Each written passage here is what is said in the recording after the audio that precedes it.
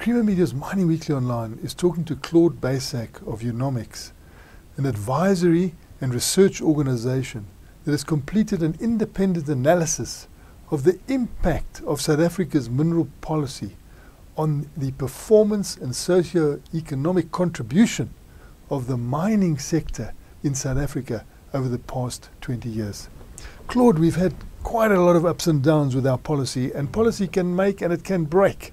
What has this policy done to us and our mining industry over the last 20 years? Well, it hasn't made, and it hasn't quite broken, but I think it hasn't helped. And the study we just conducted shows that very clearly. What we did here is we compared the performance of South Africa's mining industry compared with other countries that experience the same phenomena in terms of commodity price ups and downs and in terms of investment cycle. And what we found is that removing all the noise, it was very clear that South Africa's mining industry underperformed the world's competitors, if you want, because of policy. We could see very clearly a strong causal link from a macroeconomic standpoint, from a microeconomic standpoint, through rigorous causal analysis, econometric analysis, not simply correlation analysis, that every major change in policy reduced the performance of the industry all along the economic value chain, if you want, from investment to returns, to job creations, to production, and therefore to the socio-economic benefit that the sector has had. And do you sense that we could have a turnaround? Is it possible to turn it? It is possible to turn this around, but do we have the will now to turn this around for the benefit of the people of South Africa? I think we talk about it. I think there definitely is encouraging signs. The new minister, Mantashe, is clearly committed and passionate about the industry. The industry, I think, is now better equipped with the Mineral Council than it was in the past 20 years. I think its leadership, its organization, and the makeup of the industry, with more South African-owned companies, transformed companies that have to succeed because they don't have alternative opportunities. Perhaps the time is right to make a change. But I do feel that what's still lacking is a frank conversation about what's caused the decline, and frank conversation about some of the fallacies that still exist and that form policy.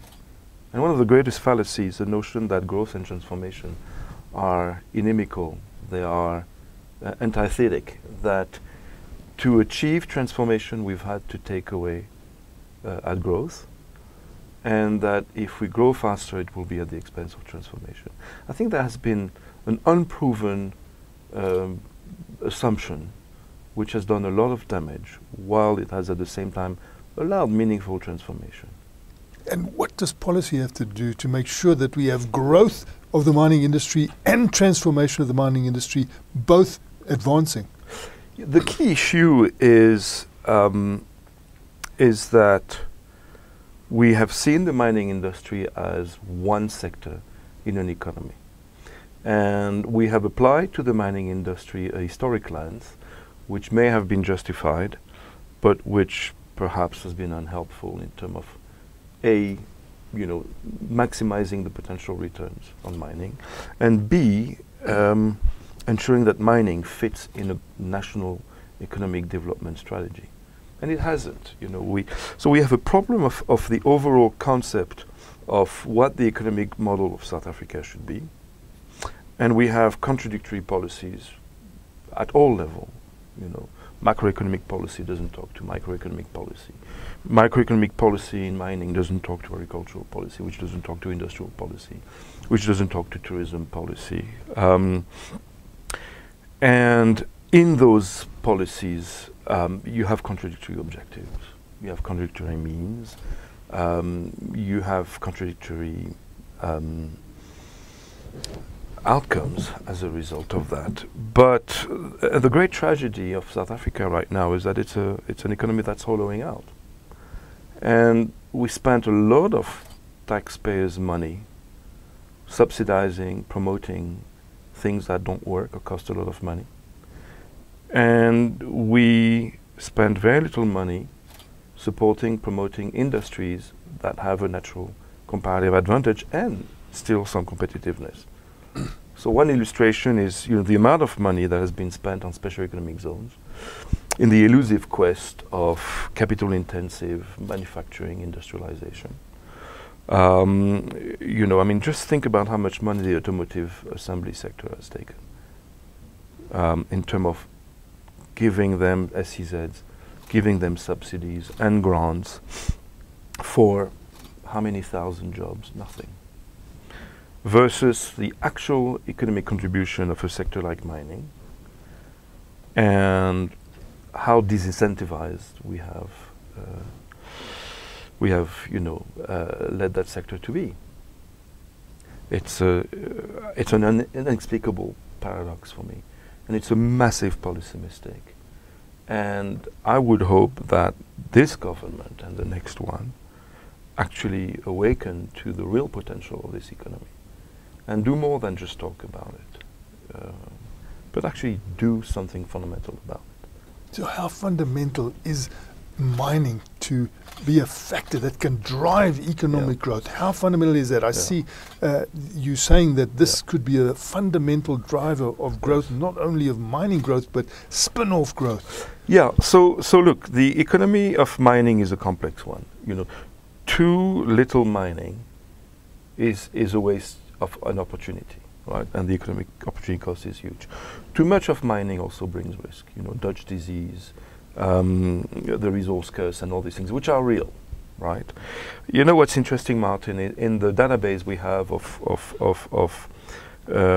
which we call Eunomix CEO, Eunomix Country Risk, which are all the countries of the world, their performance over the past 15, 20 years.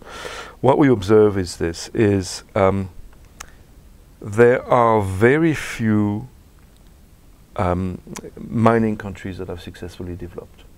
If all they have done is rely on mining, then it's a monoculture economy, entirely dependent on mining, and usually dysfunctional and fragile, massive unemployment.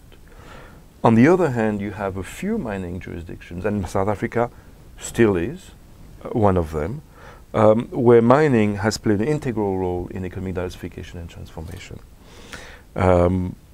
Countries like Chile are there, Canada, Australia are there, but they're few and far between.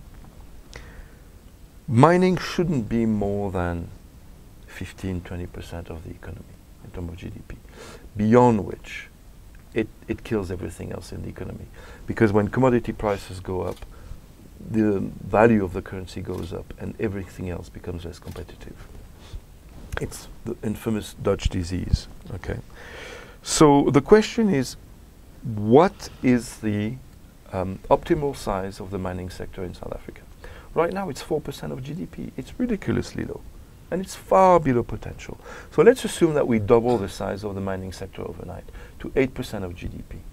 I mean, imagine what that will represent in terms of jobs. Probably 200,000–300,000 more jobs, very rapidly, okay? In terms of FDI, in terms of export revenues. So we're not talking about making mining, 30% of the economy. We're talking about making it 8–10% of the economy over the next 5 years, achievable. And with that, a lot of economic benefits. Firstly, jobs. Secondly, exports. Thirdly, tax revenues for a government which is, frankly, fiscally broken. And out of that, having a coherent policy, but achievable coherent policy of integrated mining back into the economy through the supply side aspect of it, through beneficiation, but intelligent, realistic beneficiation. You know, at last week's Joburg Indaba, I was chairing a panel on beneficiation. I don't know, I think you were there. And what was very clear there from the panelists and from the conversation is the disconnect which exists between government lofty policy goals on beneficiation and the economic realities of South Africa and the mining sector itself. When you talk to government officials, they talk about 500,000 jobs in beneficiation. It is completely unrealistic. But we can't get past those slogans. We can't actually sit down and get out of the political game and actually look at evidence-based policy making, where government would have to recognize that the price of electricity has become simply one of the key drivers in the unaffordability of doing beneficiation the way they intended it, you know, 10 years ago.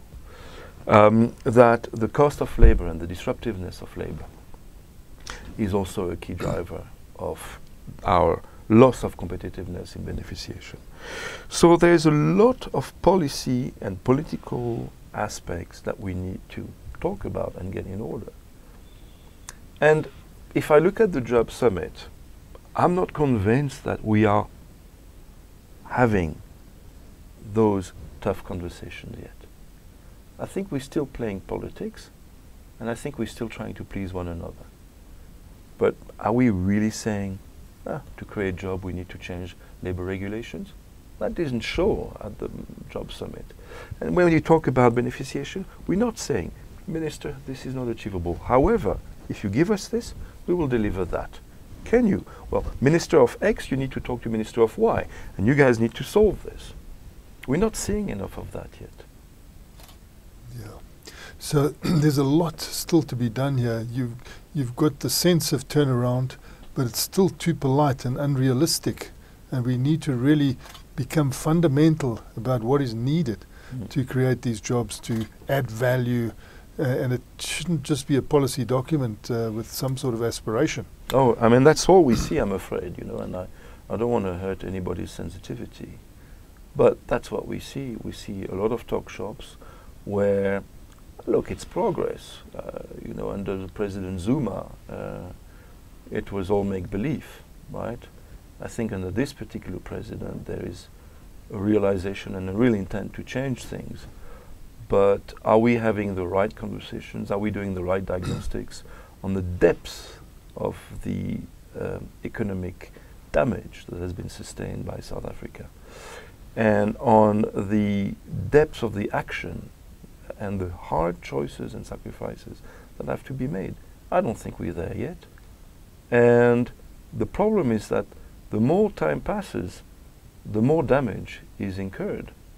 And the more that chips away at the social, economic and political stability of South Africa. And the more that happens, the harder the work of turning around that economy back on track is.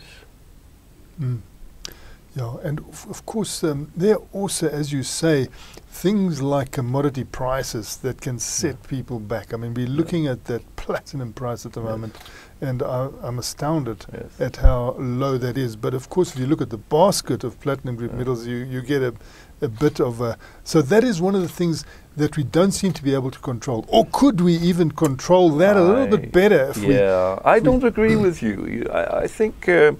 you know, the mining industry has been laboring under perhaps a misapprehension, which is that the industry is price taker.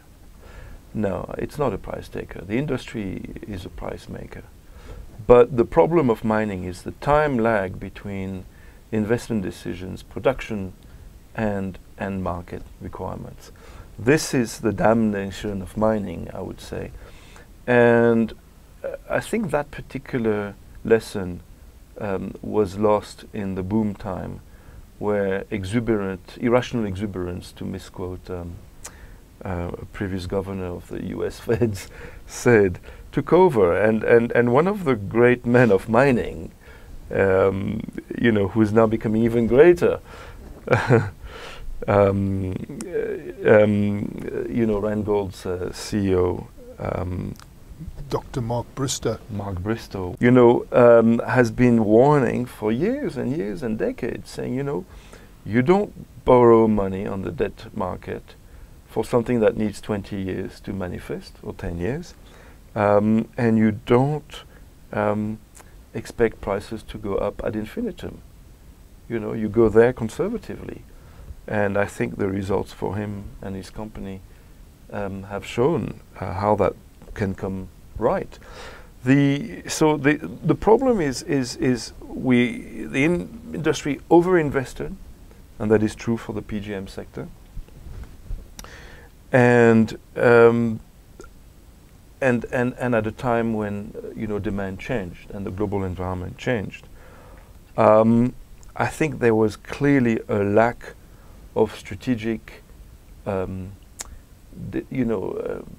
responsibility there, and cutting, radically production. We had a couple PGM clients 5 years ago. They said, "Well, what are strategic options?" And we said, "Well, you basically have two broad, mutually irreconcilable options. One is you farm your assets, existing assets, until they're depleted, and then you're out of reserves. But you don't have the capital base to do both, farm and invest. Or you cut down, your current productions and you focus on the long-term and capital projects.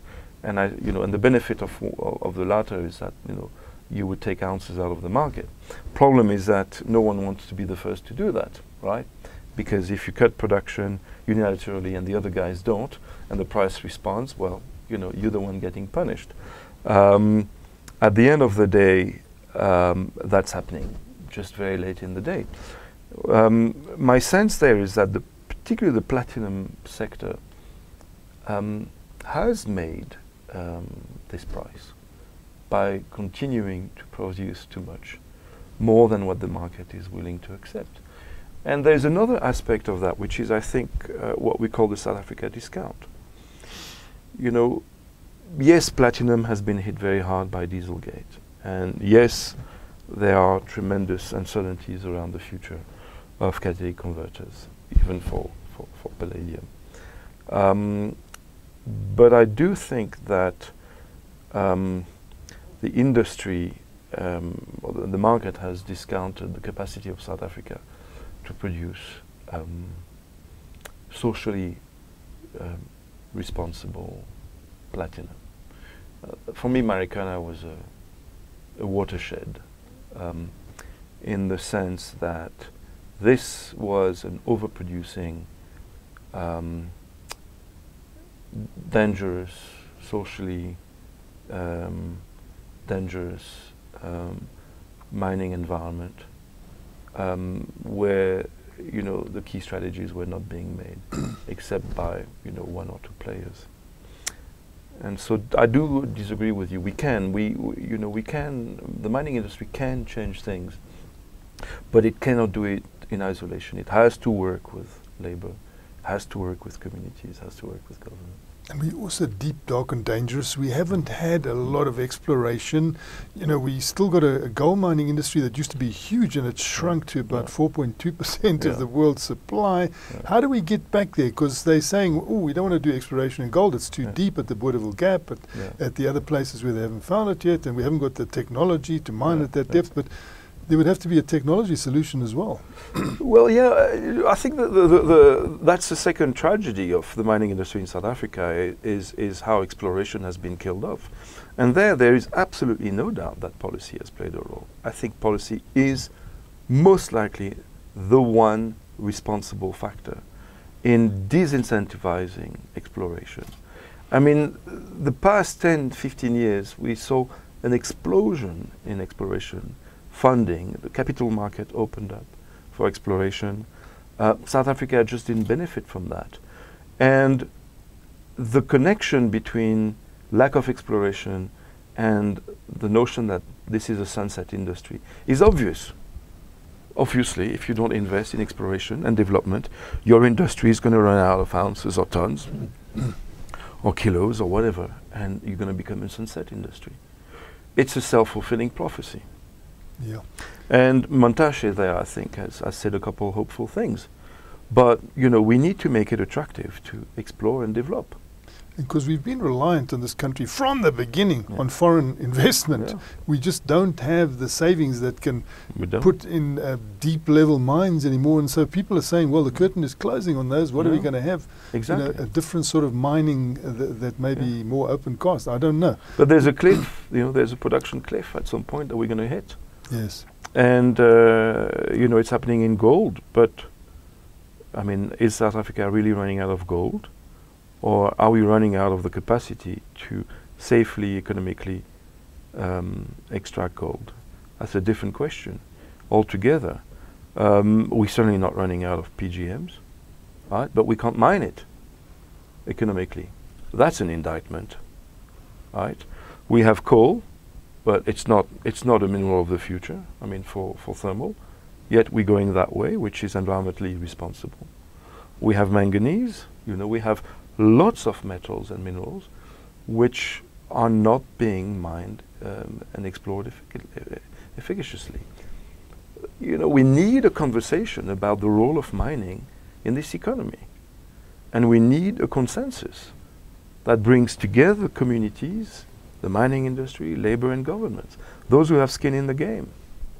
You know, Martin, and I know we're running out of time, but you know, for me, this is truly an illustration of the resource curse. You know, it's our seeming incapacity to set reasonable, responsible targets and agree upfront on who's going to put what in and who's going to get what out of this extraordinary endowment in a way that is actually positive for the economy and for the country. We can't seem to agree that we all need to temper our demands and our expectations so that everybody can get something out of it. So that this thing is worth more out than it is in. And for me, that's a tragedy of the commons in South Africa. It's becoming more economically profitable to leave that stuff in the ground than to extract it. Because all the parties can't agree on how to do this together. That's folly. So we need a national purpose. People seem to need to come together with a national purpose. There will have to be some sacrifices made, but we can turn our endowment to positive account, which will be fantastic for the broad base. It'll float boats in South Africa. Yeah. And so do you think we've got the wherewithal now to lead it? Are you optimistic that the leadership could do it? I'm cautiously optimistic. I do think that the crisis of the past few years, notably on the political side, acted as a catalyst for the industry to take a firmer stand. You know, and I think that's important. They mustn't let that go. We have a minister who is passionate about the industry. I'm not convinced that the minister always has the right economic theory, coming from where he comes, but I think there is a space for negotiation there.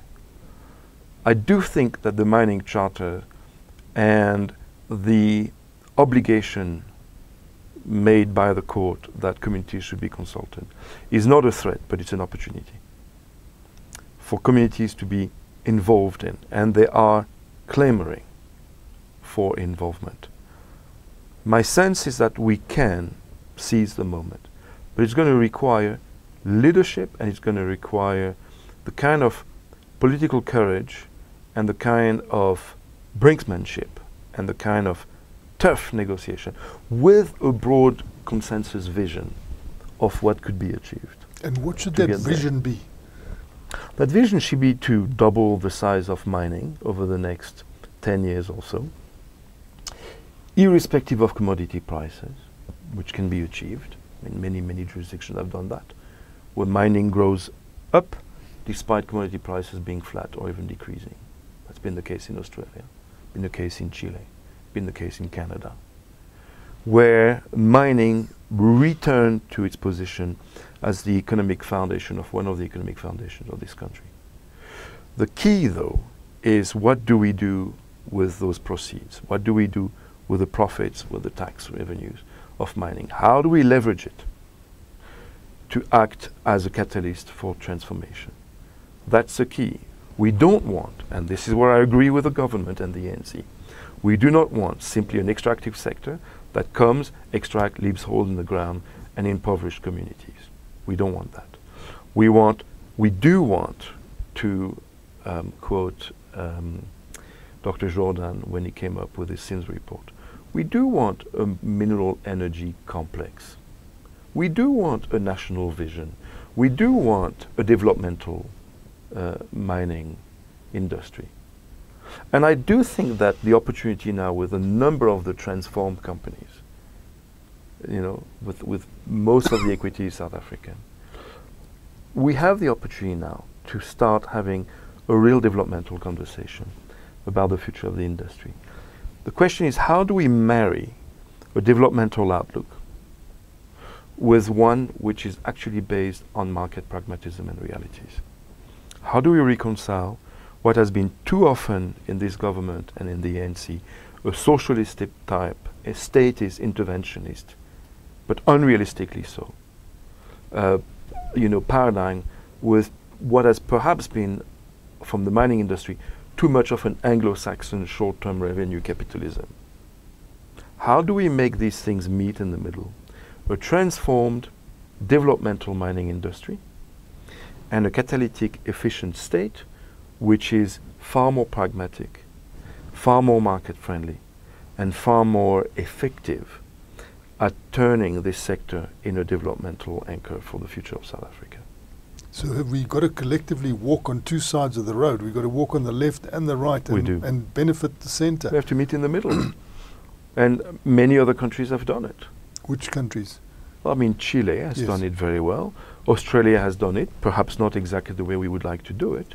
Mongolia, has been also an interesting country. But few countries have succeeded. And beneficiation, added value, you have to have a business case before you can do that. You have to have a business. You have to have affordable electricity. You have to have the skills. You have to have the infrastructure. You have to have the cost competitiveness. And to talk about it, it's just pie in the sky. Well, it's worse than that, Martin. It's destructive because the more we talk about it, the more administrative costs are high. It's a dog biting its own tail. It makes no sense whatsoever. The more we talk about beneficiation, the less we have it. The more we fail to have beneficiation, the more policy becomes constraining. It's a dog biting its own tail, and it makes no sense. And so mining companies pay lip service to the policy, but they go do it in other countries. Why? Not because they are evil capitalists, but because who is going to invest in a venture which is going to lose money to the shareholders and fail to allow the company to repay its debt and obligations? That's irresponsible.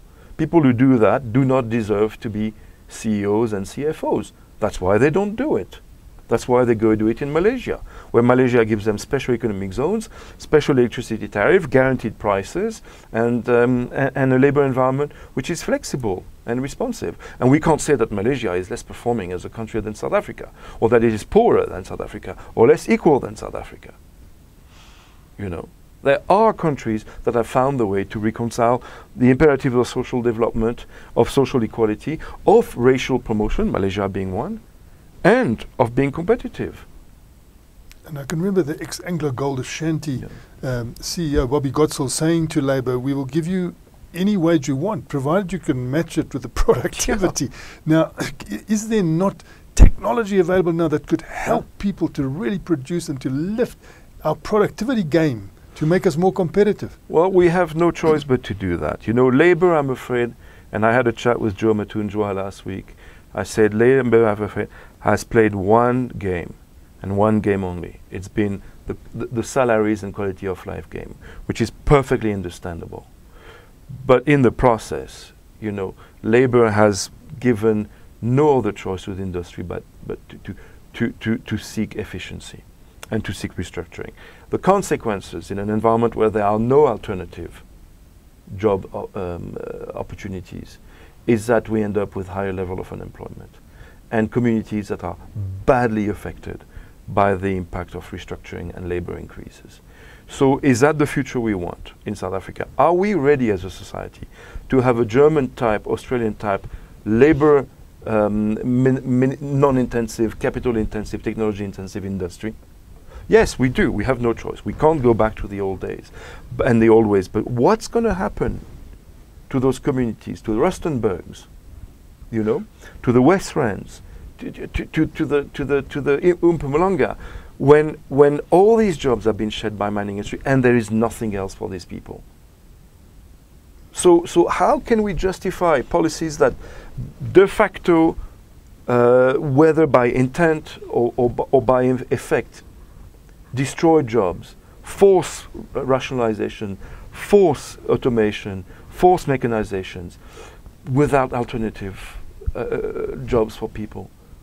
I mean, then we need to have a plan. We need to say, well, if that's where we're going in terms of salaries and productivities and training, then let's have something else. Agriculture, light manufacturing, services, tourism, I mean something. So that we don't have social explosions in those communities. And that's where we are. We have social explosion in those communities. No one is offering them anything. I mean, there is no grand plan, there is no grand vision. And I think that's why, you know, you asked me if I'm optimistic. Well, we have no choice but to be optimistic, because the consequence, the alternative, is just too dire to look at. But I am not quite optimistic when I look at the conversations. I think it's progress, but we are not having the conversation, we're not making the decision fast enough to actually prevent the kind of direct and indirect consequences of what's happening. And that's not just about mining, that's about all sectors in the economy. That was Creamer Media's Mining Weekly Online, talking to Claude Baissac of Eunomix.